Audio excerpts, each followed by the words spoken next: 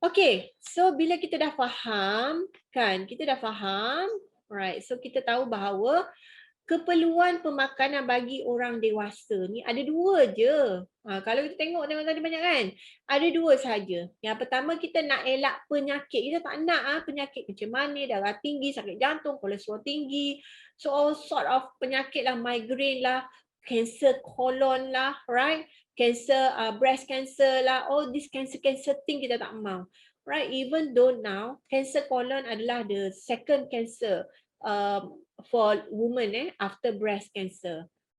For men, the number one cancer, alright, adalah cancer colon ataupun cancer usus lah. Okay, kenapa berlaku tu? Because of pemakanan dan gaya hidup. Alright, so keperluan pemakanan kita untuk apa? Untuk kita nak elak penyakit dan masalah kesihatan, dan juga yang kedua supaya menjaga kesihatan dan gaya hidup kita. Sebab kita ni banyak sangat fungsi kita, topi kita kena pakai, jadi kita nak kena hidup dengan apa, aktif, dengan super aktif, dengan banyak dengan bateri yang always full. Macam tu. Okay. And then apa lagi? Nutritional demand di kalangan dewasa. So kenapa orang dewasa ni kena jaga betul-betul? Kita cerita pasal kita ni cerita pasal bab anak kan. So tetapi diri kita ni kita tak bagi perhatian. So now is the time for you to take care of yourself, to love yourself, right? Sebab kalau you tak jaga diri you, macam mana you nak jaga anak, right? Macam mana you nak fulfill all the responsibilities yang lain? Alright, macam mana nak fikir tanggungjawab sebagai CEO of the company ataupun you punya tanggungjawab sebagai whatever things yang di tempat kerja lah, right? If you yourself pun tak boleh nak cope dengan you punya nutrien badan, dengan tak sihat, dengan sentiasa sakit lah, dengan penat lah, dengan pening, dengan all those things lah, right? So keperluan pemakanan bagi mengelak penyakit adalah pertama, mengelakkan anemia. Right, zat besi yang cukup dan juga kalsium yang cukup untuk osteoporosis lah. So this is the most important thing lah, okay? Yang kedua, kena jaga kesihatan jantung. Right, so of course kena ambil lemak yang baik, okay? Meningkatkan mood. Okay, so ni pemakanan yang betul, pemakanan yang baik, keperluan nutrien. Bila kita dapat order keperluan nutrien, maka automatically kita akan sentiasa bersemangat. So kita akan rasa macam dia akan affect kita punya mood lah, right? Kita rasa always happy, kita rasa always aktif, always bersemangat, bermotivasi.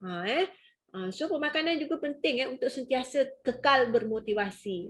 Bukan saja pergi dengar kelas motivasi je, right? Because first you have to remember that your body is the battery. Macam you punya battery tadi. Kalau battery tu dah 25% kan, semua app, banyak apps tak boleh buka, banyak benda tak boleh buat, right?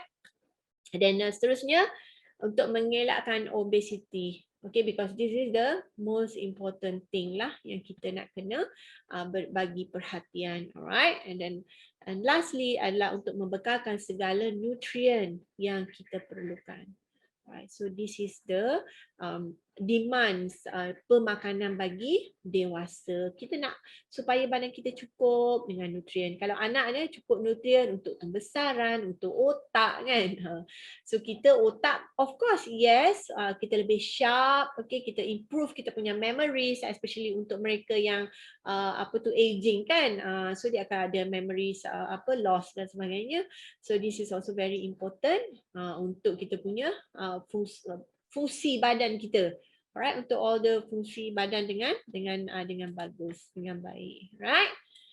Okey, keperluan pemakanan bagi dewasa yang lain lagi adalah pengurusan berat badan. So bila kita cakap tentang pemakanan dewasa, of course kita tak boleh lari daripada berat badan. Alright, perubahan kepada keperluan tenaga, nak jaga kesihatan, gaya hidup seimbang, bertenaga, lebih bertenaga, gembira dan content. Maksudnya feel alive. Maksudnya rasa macam bestnya, bangun pagi je terus macam bestnya, semangat. Ada tak? Ke macam mana you bangun pagi? Alah penatnya, tak cukup tidur lagi. Kalau anak yang menyusu kan lagi Aduh, baru nak lelap mata, dah kena bangun ke? Saya pun berada di situasi itu, right? Especially breastfeeding, ya Allah, rasa macam tak cukup tidur ngantuknya, macam tu kan? So this is the kita punya cycles of life, for those yang memang masih dalam fasa mengandung dan menyusu, sejam sekali terjaga betul. Kan, oh ya Allah, saya pula masa tu kerja, bawa kereta sengguk-sengguk sampai. Right, malam nak tidur, anak menitik je, kan. So this is actually why we need nutrient. Okey, kenapa kita perlu sangat, kita perlu just, memang kita walaupun tak ada duit sangat pun itu kena letak tepi juga, because we need this. Alright, please. So tell yourself, your body need all the nutrients supaya you can cope with all the responsibility yang ada di atas bahu kita.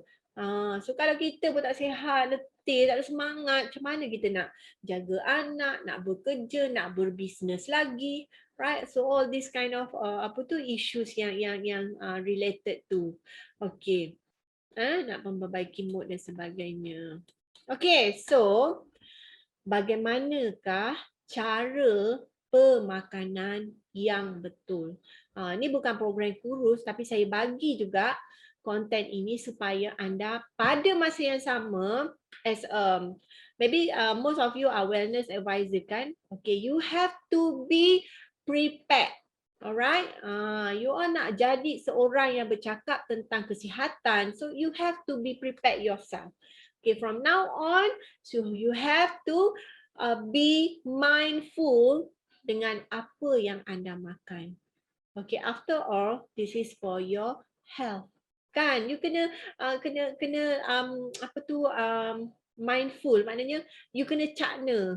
Maksudnya you kena bagi perhatian. Okay, apa yang aku makan ni bagus ke tak untuk badan aku ni? Apa dia bekalkan? I want this in your mind. Saya nak semua benda ni berada di dalam minda anda. Kalau selama ni anda makan je apa yang anda rasa nak makan, but now is the time for you to slow it down. Okay? So this is for you. Ini apa yang you buat ni adalah untuk anda, right? Because I want to see every woman. Ada lelaki ke kat sini? Kalau lelaki minta maaf lah. Saya rasa lelaki pun suka kalau isteri dia sihat, slim kan? Nampak muda je. So I think most of women will like it. Wah, betul lah Deep cakap. Okay. Right. Okay. So pertama, dalam pemakanan anda, utamakan karbohidrat kompleks dan fiber. Alright, so this is the two important thing. Kenapa orang kena ambil kenapa kena makan karbo? Ada juga mazhab kurus yang tak makan karbo. Makan protein je. Ada yang makan ayam je. So ada juga mazhab yang kurus macam tu. Banyak, ada banyak mazhab kurus ni. So kenapa kita perlukan karbo? Sebab ini adalah membekalkan tenaga. So kalau anda tak ambil karbo, bolehkah dapat tenaga? Boleh daripada lemak, tapi anda akan penat. Okay, sebab untuk menukarkan badan anda, mesin anda daripada karbo kepada lemak, so dia memerlukan masa, right? Mazhab kurus karbo, nasi tak boleh, roti tak apa, sama je. Tak makan nasi tapi makan biskut cap pimpong tu sampai setengah setengah plastik tu habis. 2 kali 5, 5 kali 2 je, even worse. Baik makan nasi, sedap. Saya kalau tak makan nasi, gigil badan saya. Alright, hapsai 2 buku 2 hari. Tu lagi rugi kalau makan nasi dengan sambal belacan dengan ulam. Sedap. Picit pula budu. Yo. Alright. Okay. So, karbohidrat kompleks tu apa? Karbohidrat kompleks tu nasi kita. Tak ada nasi muram. Betul tapi saya okey je. Kalau time saya tak makan nasi, tak makan nasi. Saya ni ikut diet, ikut mood Alright, tapi saya mesti pastikan semua nutrien saya diambil mencukupi, right? Kita cuba bagi the best. Alright, so sebab itu that is how kita punya body dipelihara lah. Okay, so kalau cakap nampak muda, yes, sebab kita cukup segala nutrien, antioksidan cukup, semua cukup. So kita akan nampak lah ada effect tu nampak dari luar. Okey, apa dia fungsi fiber karbohidrat kompleks? Karbohidrat kompleks ni adalah apa contohnya macam nasi beras perang, kalau roti beras perang so tu adalah karbohidrat kompleks oats dan juga apa lagi buah-buahan fiber ke kacang yang ada tinggi fiber so itu adalah karbohidrat kompleks juga.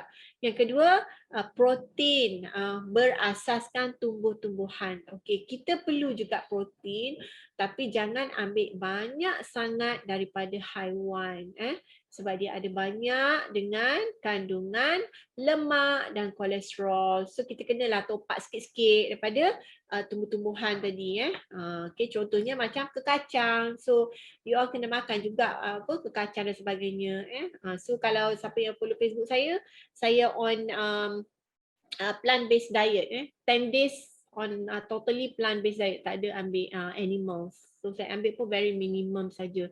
So after 10 days baru saya ambil telur saja. Okay.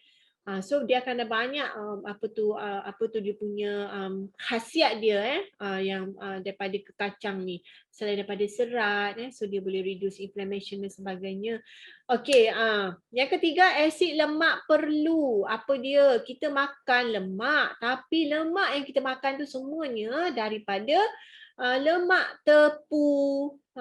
Makan ikan goreng, ayam goreng dengan dia punya apa tu? Kulit-kulit ayam goreng lagi. So all that is actually lemak tepu. Tetapi kita perlu lemak yang bagus iaitu omega 3 tadi untuk apa? Untuk kesihatan jantung kita dan juga untuk otak kita. Alright. Okey, dan apa lagi? Makanan yang terproses. So ini kena hadkan. Right, ini kita kena hadkan. Sebab apa? Sebab makanan ini tinggi dengan perisa, pengawet, refined karbo, banyak gula, banyak lemak tepu yang akan menyebabkan all the issues yang related to weight berat tadi. Alright. So makanan ringkas apa? Makanan yang ringkas adalah makanan yang diperbuat daripada tepung-tepung refined carbo kita panggil. Alright, nasi beras putih tergolong juga di dalam refined carbo. So that's why kalau you all makan nasi beras putih pastikan makan bersama dengan sayur. Right? So dia boleh dia boleh overcome dia punya efek insulin tu. Okay, sebab dia akan efek pada insulin juga right, so kalau makan nasi dengan lauk je tak cukup so kena ada sayur. Okay, so dia bukan saja berkakar vitamin dan mineral tetapi juga macam mana badan kita bertindak terhadap makanan itu. Okay, ada soalan tak? Ni semua dah belajar kelas pemakanan ni. So you all follow ni je boleh kurus dah. Alright, perut yang buncit tadi tu dah boleh dah boleh kurang dah perut buncit tadi. Okay. Okay, ada soalan? Ada apa-apa isu ataupun perkara yang nak ditanya? Sebelum kita masuk macam mana Adinda dan Kekanda boleh membantu. Okay, so multivitamin. Okay, multivitamin tu vitamin tadilah yang saya sebutkan tadi. Right, vitamin A, B complex, vitamin A, vitamin C, vitamin D, vitamin E, vitamin K. So that's considered multivitamin. Okay, B complex tu dia ada thiamine, riboflavin, pyridoxine, B6, all those adalah vitamin. Okay, kalau iron, zat besi, sama iron, zat besi, asid folik, potassium, kalsium, itu namanya mineral. Right? Macam mana nak kawal kolesterol selain dari pemakanan, exercise? Right? Dua je. Kawal pemakanan dan exercise. Macam mana nak kawal selain dari pemakanan? Memang kena jaga makan lah. Memang kena jaga makan. Sebab kolesterol tu adalah daripada makanan. Okey, kolesterol dia dihasilkan di dalam badan. Okey, kolesterol kita dah ada tau. Kita hasilkan kolesterol dalam badan. Jadi kita tak perlu pun mengambil kolesterol, makanan yang kolesterol. Tapi kalau kita makan makanan yang lemak tepung tinggi, ingat tak tadi saya cakap lemak tepung tinggi, makanan bergoreng, kulit ayam, kulit KFC semua tu kan lemak tepung, ataupun makanan yang bersantan, masak lemak, so dia ada lemak tepung yang tinggi yang akan merangsang pengeluaran kolesterol dari badan kita. Okey? So macam nak kawal kolesterol, makan banyak sayur dan senaman. Okey? So memang tak ada cara lain. Dia tak boleh pergi les nak buatlah operate buang kolesterol, tak boleh. Alright? Tapi berita baiknya ia boleh dikawal. Berita baiknya ia boleh dikawal. Bukan pasal saya ni kolesterol tinggi daripada kecil lagi sampai mati kolesterol tinggi, tak. Bila you kawal pemakanan, you turunkan berat badan, kolesterol you akan turun. Sama juga dengan kencing manis. It can be reversed. Dia boleh di-reverse sebab semua bermula daripada pemakanan. Alright? Okay.